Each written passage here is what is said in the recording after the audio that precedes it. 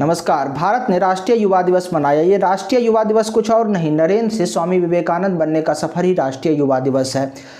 इस विषय पर आगे बढ़े इससे पहले आपके लिए एक जरूरी सूचना है। सूचना कुछ इस प्रकार है कि यदि आप शेयर मार्केट को सीखना चाहते हैं, प्रॉपरली पढ़ाई करना चाहते हैं, ट्रेनिंग लेना चाहते हैं शेयर मार्केट के बारे में, तो आप हमसे संपर्क कर सकते हैं। हम और हमारे कुछ साथियों द्वारा आपको ऑनलाइन ट्रेनिंग प्रोवाइड किया जाएगा। इसके लिए आप हमसे व्हाट्सएप के जरिए संपर्क कर सकते हैं और हमारा व्हाट्सएप नंबर कुछ इस प्रकार है 7781059768। हाँ, एक बात और नोट कर लीजिए, यदि आपके पास कम से कम 5 लाख रुपया है तो ही आप हमसे संपर्क करें, क्योंकि हमारा मानना कुछ इस प्रकार है कि 5 लाख रुपये से कम पूंजी में जो है शेयर मार्केट में ट्रेड नहीं किया जा सकता। शेयर मार्केट से आप एक अच्छा रिटर्न जनरेट नहीं कर सकते। इसलिए अगर आपके पास फिलहाल पैसा नहीं है तो पहले पैसा कमाइए, फिर पूंजी बनाइए और उसके बाद आप शेयर मार्केट को सीखिए और फिर प्रॉपर शेयर मार्केट में आइए। अगर आपके पास पैसा है, अच्छी खासी पूंजी है ट्रेड करने के लिए, तो ही आप हमसे संपर्क करें और आपको हम और हमारे कुछ साथियों द्वारा ट्रेनिंग प्रोवाइड किया जाएगा और वहां से आप एक अच्छा खासा रिटर्न जनरेट कर सकते हैं। फिर आ जाते हैं अपने विषय पर। ये राष्ट्रीय युवा दिवस क्या है? कुछ और नहीं, नरेंद्र से स्वामी विवेकानंद बनने का सफर ही राष्ट्रीय युवा दिवस है। 18वीं शताब्दी में एक व्यक्ति का जन्म होता है जिसका नाम नरेंद्र होता है। नरेंद्र एक युवा नरेंद्र जो उस समय में वो ग्रेजुएट होता है, वो पढ़ा लिखा होता है। दर बदर वो नौकरी की तलाश में भटकते रहता है कि एक नौकरी मिल जाए ताकि घर परिवार ठीक से चल सके।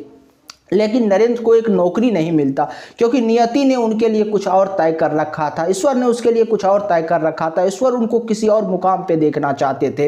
इधर उधर भटकते भटकते नरेंद्र को नौकरी नहीं मिलता, तो फिर एक दिन नरेंद्र को पता चलता है कि अमेरिका के शिकागो में एक जो है धर्म संसद हो रहा है। नरेंद्र के पास ज्ञान की कोई कमी नहीं थी, वो विद्वान थे, वो पढ़ा लिखा था। उस जमाने में वो पढ़ा लिखा था और उनकी विद्वता की हर जगह कद्र होती थी, चर्चाएं होती थी। फिर नरेंद्र को लगा कि ये एक बेहतर अपॉर्चुनिटी है, बेहतर मौका है और मैं किसी तरह अमेरिका जाऊंगा, शिकागो शहर में जाऊंगा और अपने आप को शिकागो शहर में प्रूव करूंगा। और जब वो किसी भी प्रकार से नरेंद्र जो है अमेरिका के शिकागो शहर पहुंच गए। शिकागो शहर पहुंचने के बाद जब बड़े बड़े विद्वानों की वहां पे फैरलित थी, उस विद्वानों की भीड़ में नरेंद्र को कुछ मिनट बोलने का मौका दिया गया मंच से।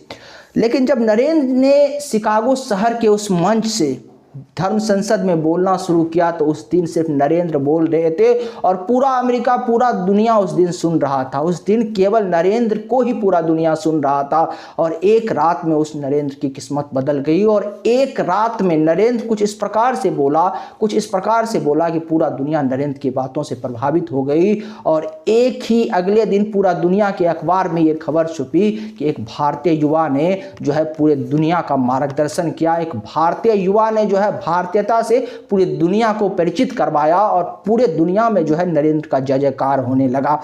इसके बाद लोगों ने अगले ही दिन कहना शुरू कर दिया कि अब इनका नाम जरा सम्मान से लिया करो, ये कोई साधारण व्यक्ति नहीं है। फिर उसी नरेंद्र को जो है लोग स्वामी विवेकानंद कहने लगे और ये नरेंद्र जो है बन गए स्वामी विवेकानंद। फिर स्वामी विवेकानंद के नाम से पूरे देश में नरेंद्र, पूरी दुनिया में नरेंद्र जाने लगे।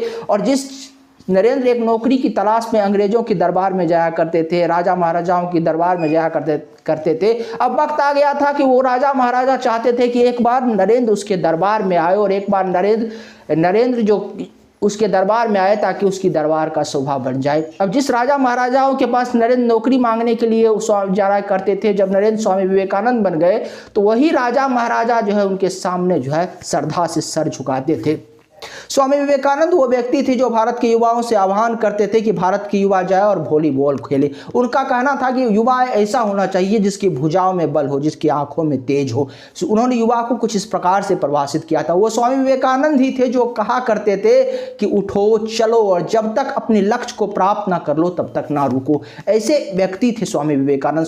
18वीं और 19वीं शताब्दी में दो लोग ऐसे हुए भारत में जिन दो लोगों ने पूरे दुनिया को समझा दिया कि भारतीय क्या होती थी। जिन दो लोगों ने पूरे दुनिया में भारतीय विचारों को पहुंचाया। 18वीं शताब्दी में हुए स्वामी विवेकानंद और 19वीं शताब्दी में हुए महात्मा गांधी। महात्मा गांधी जब अंग्रेज के दरबार में जाया करते थे और अंग्रेज के महारानी या अंग्रेज के बड़े बड़े अधिकारियों से मिलने जाया करते थे तो उधर से फरमान जारी किया जाता था कि मिस्टर गांधी मिलने आ रहे हैं, मिस्टर गांधी मिलने आ रहे हैं। मिस्टर गांधी से नजरे से नजरे, आंखों से आंखों आंखों मिला के बात मत करना, क्योंकि वो तुमसे अपनी बातें मनवा लेंगे। इस प्रकार से जो है गांधी का प्रभाव था और इसी प्रकार से स्वामी विवेकानंद का प्रभाव था। तो 18वीं और 19वीं शताब्दी में दो ऐसे महानुभूति इस धरती पर जन्म लिए, भारतवर्ष में जन्म लिए, जो अपने अमिट छाप हमेशा के लिए इतिहास पे छोड़ गए और हमेशा भारत उनके प्रति आभार रहेगा, कृतज्ञ रहेगा। फिलहाल स्वामी विवेकानंद के बारे में ये संक्षिप्त में जानकारी है। स्वामी विवेकानंद के बारे में अगर बताने की शुरू किया जाए तो कभी अंत नहीं हो सकता। उनके इतने किस्से कहानियां हैं, उनके जो है उन्होंने इतने किताबें की रचना की, उन्होंने रामकृष्ण मिशन की स्थापना की। काफ़ी स्वामी विवेकानंद के बारे में जो कन्याकुमारी में जिस शिला पे वो जाके जो है ध्यान क्या करते थे, काफ़ी कुछ बताने के लिए है जो एक वीडियो में या 2 घंटे में या 2 दिन में समझाया नहीं जा सकता। लेकिन स्वामी विवेकानंद को जीवन में एक बार पढ़ना चाहिए, उनको समझने का प्रयास करना चाहिए। और स्वामी विवेकानंद को जब आप समझेंगे तो फिर आपको पता चलेगा कि स्वामी विवेकानंद की क्या शख्सियत थी। फिलहाल आज के लिए इतना ही। नमस्कार, धन्यवाद।